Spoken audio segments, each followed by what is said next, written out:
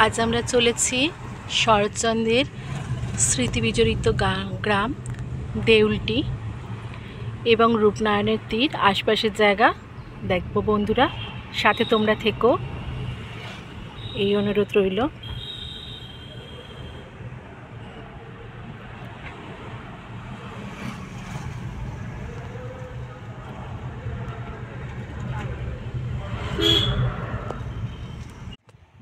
Hello বন্ধুরা, প্রথমেই জানাই হ্যাপি নিউ ইয়ার, শুভ হোক এই বছরটা।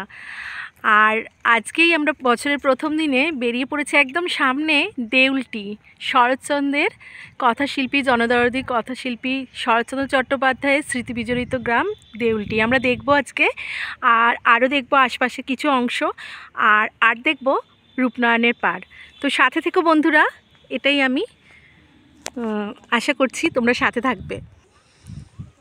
আমরা এই বাঁধ দিয়ে উঠলাম অতি কষ্টে, এবার আমরা চলেছি বাঁধ ধরে শরৎচন্দ্রের বাড়ি, এই রাস্তাটা যাচ্ছি।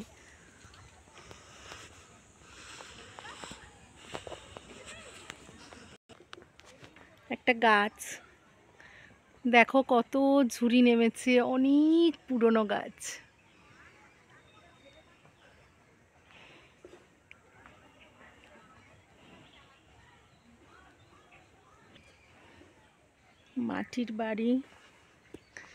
মাটির বাড়ির পাশ দিয়ে বাঁধের আল ধরে আমরা চলেছি।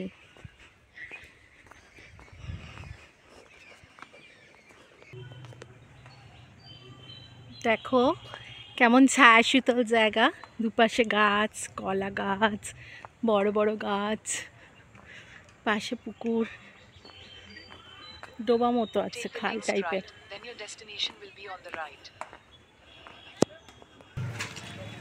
আমরা এসে গেছি শরৎচন্দ্রের বাড়ি। এখন গেট বন্ধ আছে, আমি জুম করছি। এই দেখুন, আমরা যখন ভেতরে যাব নিশ্চয়ই দেখাবো বন্ধুরা। আমরা এখন চলেছি রূপনারায়ণের পাড়ে, কারণ এখন বাড়িটা বন্ধ আছে।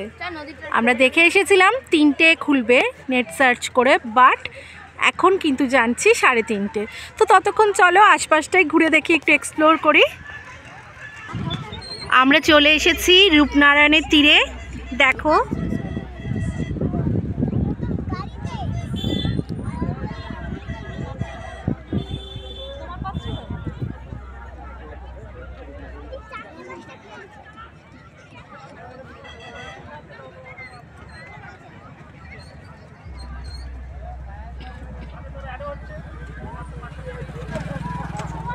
খুব সুন্দর ঠান্ডা হাওয়া দিচ্ছে,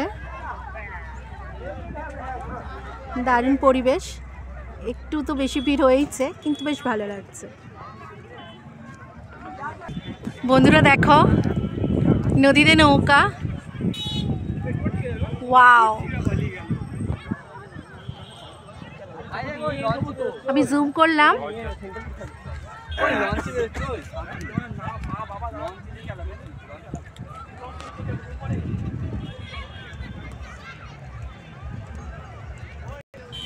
ডান দিকে দেখো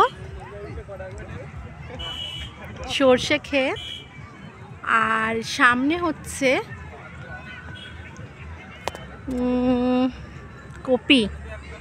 কপি চাষ হচ্ছে।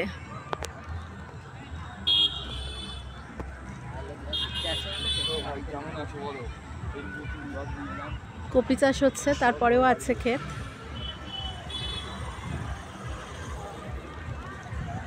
ওই দিকটার মাঠে দেখতে পাচ্ছ, ওখানে ফিস্ট হচ্ছে। তোমরা কেউ করতে আসতে চাইলে করতে পারো।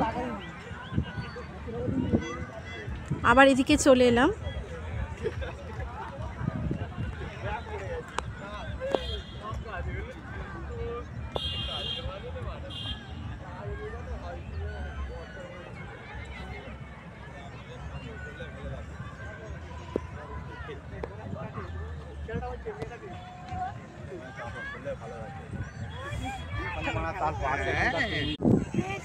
বন্ধুরা, আমি আবার একটা জায়গায় এসে দেখলাম, লোভ সামলাতে পারলাম না তোমাদের সাথে শেয়ার করার জন্য। দেখো আলু চাষ হচ্ছে, ওই চ্যানেল করছে এই যে একটা ভাই,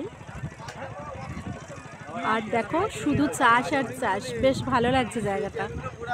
এই সবুজ তো প্রায় আমাদের দিক থেকে হারাতেই বসেছে রাস্তা আর কংক্রিটের ভিড়ে, তো ওই জন্য দেখাচ্ছি, আর কোনো ব্যাপার না।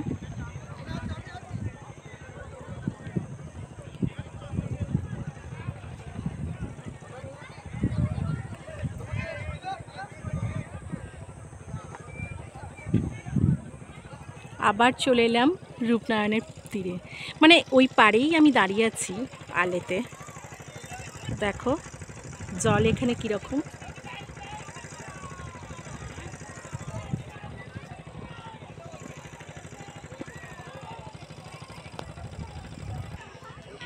রূপনারায়ণের পাড় দিয়ে যত এগোচ্ছি ততই শুধু চাষ আর চাষ, সবুজ যেন চোখ জুড়িয়ে দিচ্ছে। তোমাদের কার কার ভালো লাগলো অতি অবশ্যই জানিও কিন্তু আমায় কমেন্টে।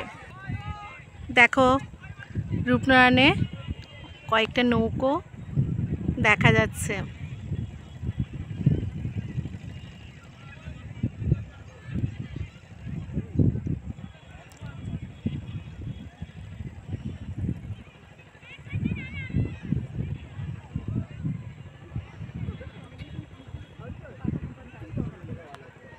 আর জলে ঝকঝক করছে রূপোর মতো বা হীরের মতো বলতে পারো, যা উপমাই দাও, আমি তো আর কবি নয়।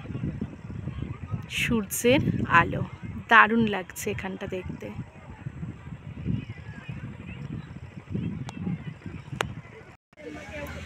রামের সুমতি যে শরৎচন্দ্র চট্টোপাধ্যায় লিখেছেন তাতে যে রয়েছে কার্তিক আর গণেশ দুটো প্রিয় মাছ ছিল, সেরকম শরৎচন্দ্রের বাড়ির সামনে